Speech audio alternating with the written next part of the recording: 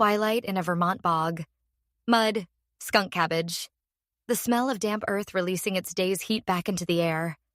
Something is moving at the edge of the alders. A bird, brown, the size and shape of a russet potato, steps forward into the open. It freezes. Then, without warning, it begins to walk. But the walk is wrong. The body rocks back, forward, back, forward. A slow, rhythmic bounce, knees bending and unbending, head locked steady while the entire torso pumps up and down like a metronome made of feathers. It does this for 6 steps. It pauses. It does it again. No one knows for certain why this is happening. We have theories, we have ideas, but the bird is not interested in our theories. The bird is busy. This is the American woodcock. This is the story of a bird that gave up looking forward, inverted its own brain, and learned to extract earthworms from the ground by interpretive dance. The American woodcock, Scolopax minor, is a shorebird that does not live near the shore. Technically, it belongs to the sandpiper family. In practice, it lives in young, wet forests across the eastern half of North America. It looks like a small brown bowling pin with a beak attached. Adults weigh about 6 ounces, 2/3 of a soda can.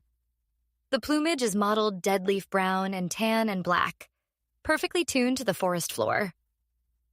You will walk past one at 3 feet of distance and never see it. It is built for invisibility. The beak is the first sign that something unusual is happening. It is long, straight, and slightly oversized for the bird carrying it, 2.5 to 3 inches, pencil thin. And the tip, the last 1/4 inch, is flexible. Prehensile. The woodcock can open just the very end of its beak while the rest stays buried in soft soil. It feels for earthworms with the tip of a tool that bends like a finger. 30 million years ago, this bird's ancestors made a decision. They committed fully to the ground, to probing soft mud for invertebrates, to never flying high or far if they could help it. And evolution went to work optimizing the bird around that single specialty. The result is a bird that solved every problem of feeding under the dirt by sacrificing nearly everything else. Here is what happens when you put a bird's eyes at the very top of its skull. You give it a 360-degree field of view. It can see in front of itself, to its sides, above its head, and directly behind itself, without turning, without moving. While its beak is buried 6 inches in mud, the woodcock can watch a hawk approach from any direction. But there is a cost. To make room for eye sockets that big, that high, and that wide, evolution had to do something extraordinary. It rotated the woodcock's brain. In every other bird species, the cerebellum, the part of the brain that controls balance and motor coordination, sits at the back of the skull, between the eyes and the spinal cord. In the woodcock, the cerebellum is at the bottom of the skull. The brain is, functionally, upside down, flipped to fit underneath eye sockets that took the high ground. The optic lobes, which process visual information, run along the bottom too. The whole organ is inverted. This is unique among birds. There is no other species that has done this. No other vertebrate, in fact, has reorganized its brain quite this way to accommodate retinal real estate. And here is the cost the woodcock paid for its panoramic genius. It cannot see what is directly in front of its own beak. The visual field that everyone reading this takes for granted, the small cone of focused forward sight you are using right now, the woodcock simply does not have. The beak operates blind.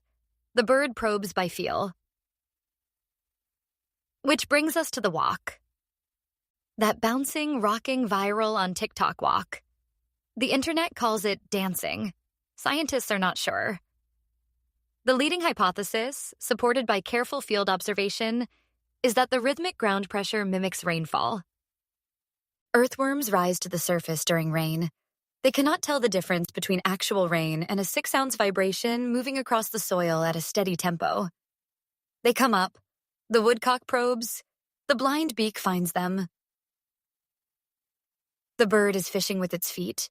Roughly 5 million American woodcocks live in North America today. Their population has been declining for about 50 years, primarily due to the loss of young forest habitat. They need recently disturbed woodland, the kind that grows after a fire, a storm, or selective logging. Mature, untouched forest does not work for them.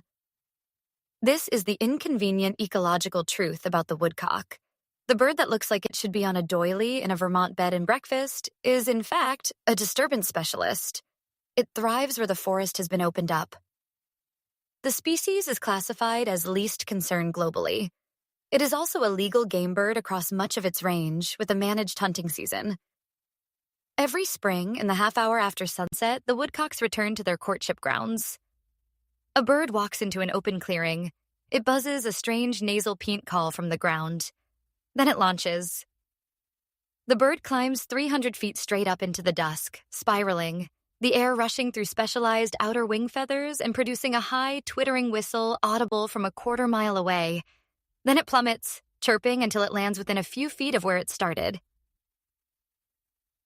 And then it does this again. For an hour. A bird with eyes on the wrong end of its head.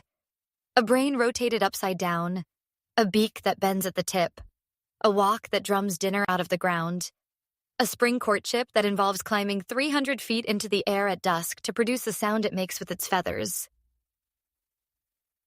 The American woodcock looks ridiculous. It is, in fact, a master of one specific environment, one specific food source, one specific niche, refined and weirded over 30 million years until almost nothing about it is shared with any other bird on Earth.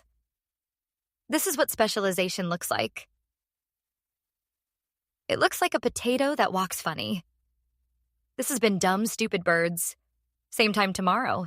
Different bird. Probably also worth your respect.